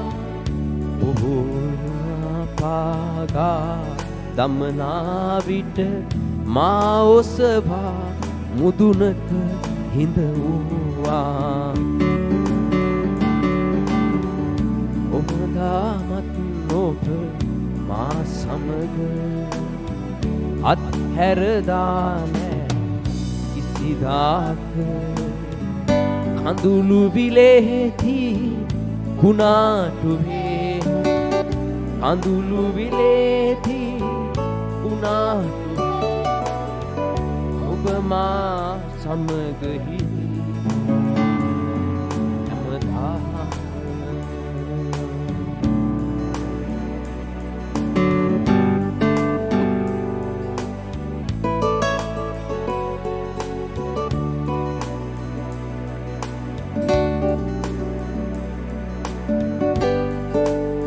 හැම කෙනෙක්ම දෙවියන් වහන්සේට ස්තුති කරමින් සිටින්න හලෙලූයා හලෙලූයා නිකලා හතලේ ඔබට ස්තුති ප්‍රශංසා වේවා ඔබ වහන්සේ නිසා අපි අද මෙතන සිටිනවා ස්වාමීන් වහන්සේ පැසසුම් ලබන්න කිසිවක් නැති අපිට ඔබ වහන්සේ අපිව මේ තැනට කැඳෙව්වා ස්වාමීන් වහන්සේ හලෙලූයා අපි වැටි සිටින කාලේ ඔබ වහන්සේ අපේ බර දරාගෙන අපේ වැරදි සංගවලා අපිට නැවත නැගිටින්න අත දීලා ඔබ වහන්සේ අපව නැවත පිහිට වූ බැවින් අපි ඔබ වහන්සේට මේ උදෑසන ස්තුති ප්‍රශංසා කරනවා ස්වාමීන් වහන්සේ. ඔබගේ ගුණ ගායනා කරනවා ස්වාමීන් වහන්සේ. හලෙලූයා හලෙලූයා ඔබට ස්තුති වේවා ස්වාමීනි හලෙලූයා. ඔබට ස්තුති වේවා වැඩි සිටි අපව නැගිට්ටවපු අපගේ නායකයාණන් වහන්සේ. අප උදෙසා ජීවිතය දුන්න බැටළු පෝතකයාණනි ඔබට නමස්කාර කරනවා. අපේ එඬේරා ඔබ වහන්සේ අපි හිඟව මුකුත් නැතුව හිටපු කාලේ ඔබ වහන්සේ අපේ බර දරාගෙන අපව නිල් කන ගොදුරු බිම් වලට රැගෙන අපු බැවින් අපි ඔබ වහන්සේට ස්තුති කරනවා ස්වාමීනි හලෙලූයා. අනිත් මිනිස්යන්ගේ හිණාවට ලැජ්ජාවට ලක් වෙලා හිටපු අපි ඔබ වහන්සේ විසින් නැවත ගෞරවයට පමුණුවලා ඔබගේ මාර්ගවලට කැඳවලා ඔබ වහන්සේගේ ගෞරවයේ වස්ත්‍රය අපට ඇඳවූ බැවින් අපි ඔබ වහන්සේට ස්තුති කරනවා ස්වාමීන් වහන්සේ.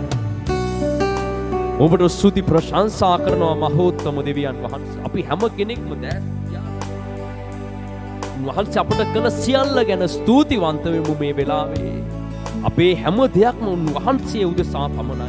අපි කන්නේද බොන්නේද निराहारව ඉන්නේද ජේසුස් වහන්සේගේ සැලැස්ම උදෙසා. අපි සේවය කරන්නේ උන්වහන්සේ උදෙසා. උන්වහන්සේ අපට දුන්න ආදර්ශය අනුව අපි උන්වහන්සේ සමග ගමන් කරමින් සිටිනවා. ඔබට ස්තුති වේවා දෙවියන් වහන්සේ hallelujah hallelujah hallelujah hallelujah hallelujah ඔබට නමස්කාර වේවා දෙවියන් වහන්සේ. ඔබට ස්තුති වේවා ස්වාමීනි හලෙලූයා. ඔබට නමස්කාර වේවා. ඔබට ස්තුති වේවා ස්වාමීනි. ඔබට ස්තුති වේවා ස්වාමීන් වහන්සේ හලෙලූයා හලෙලූයා.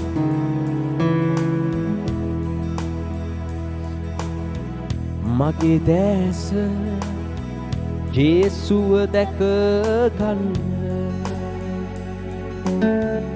මගේ වචන ජේසුව පසසන්න මගේ දැස ජේසුව දැක මගේ වචන ජේසුව පසසන්න මගේ සිරස ජේසුව නමදින් මගේ සිරස ජේසුව නමදින් මගේ සවනින් ජේසුට කන් දෙන්න ජේසු නිලං වෙන්න මගේ දැස ජේසුව දැක ගන්න මගේ වචන ජේසුව පසසන්න මගේ අතින් ජේසු ගැන ලියන්න මගේ අතින් ජේසු ගැන ලියන්න මගේ දෙපයින් ජේසු වෙතට යන්න ජේසු නිලං වෙන්න මගේ දැස ජේසුව දැක ගන්න මගේ වචන ජේසුව පසසන්න මගේ දැස ජේසුව දැක ගන්න මගේ වචන ජේසුව පසසන්න ඔබට ස්තුතියි දෙවියන් වහන්සේ හලෙලූයා අප ගැන සැලකූ ඔබ වහන්සේ නිසා අපි අද ජීවත්ව සිටිනවා අපගේ නායකයාණන් වහන්සේ පොළවේ කිසිදු නායකයෙක් අප ගැන බැලුවේ නැහැ. නමුත් ඔබ වහන්සේ අපේ දුර්වලකම් දරාගෙන අප උදෙසා මැදහත්ව අප වෙනුවෙන් ජීවිතය පුද කර අපව ඔබ වහන්සේගේ නායකත්වය තුල රැගෙන ඇවිත් තිබෙන නිසා අපි ඔබ වහන්සේට ස්තුති කරනවා. උන්වහන්සේට සේවයට කැප වෙන සියලුම දෙනා මෙම ගුණාංග තුලට පැමිණෙන්න ජේසුස් වහන්සේගේ සැබෑ නායකත්වයේ චරිත ගුණාංග ඔබ තුල ක්‍රියාත්මක වෙන්න අවශ්‍යයි. ඔබට ස්තුතියි ස්වාමීන් වහන්සේ. ඔබ සියලු දෙනා ඔබගේ නායකත්වයට කැඳවන අය ඔබගේ කැඳවීම නිසි ලෙස තේරුම් ගන්නගෙන අනිත් නායකත්ව කැඳවීම වලට දිය යුතු ස්ථානය දීලා ඒවා සුළු කරන්නේ නැතුව ඒවට ගරු කරන්න අවශ්‍යයි. ඒවට යටහත් වෙන්න අවශ්‍යයි. මේ උදෑසන ඔබ වහන්සේ අපට මේ දේවල් මඟ පෙන්වූ බැවින් අපි ඔබ වහන්සේට ස්තුති කරනවා මහෝත්තම දෙවියන් වහන්සේ. Hallelujah hallelujah.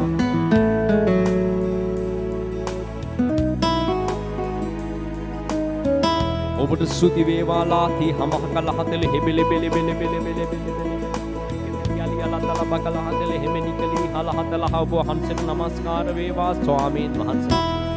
ඔබට ස්තුති වේවා දෙවියන් වහන්සේ සුද්ධාත්මයන් වහන්සේ ඔබ වහන්සේ අප වෙනුවෙන් මැදහත් වී ඔබ මේ සියලු දෙනාට නායකත්වයේ දෙමින් සිටින බැවින් අපට ඉහළින් ඉඳගෙන සුද්ධාත්මයන් වහන්සේ වර්තමානයේ අපිට නායකත්වයේ දෙමින් සිටින බැවින් අපි ඔබ වහන්සේට ස්තුති කරනවා සුද්ධාත්මයන් වහන්සේ.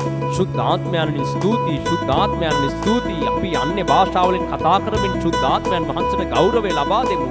ඉලිහාතේ හකාලාති හබහෙලි මාකේ ලේකේ තෙලි අබහෙලිය බකල හදලෙ හෙමෙනිකලි හලෙලූයා හලෙලූයා හලෙලූයා කල හතල හබල හබල හදලෙ හෙමේ ලේකේ ලේකේ තෙලි අකීලි කාතේ හෙමෙනිකලි.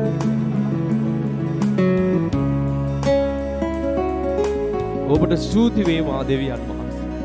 ඔබ වහන්සේ අපට ලබා දෙන මඟ පෙන්වීම නිසා අපි ඔබ වහන්සේට ස්තුති කරනවා ස්වාමීන් වහන්සේ.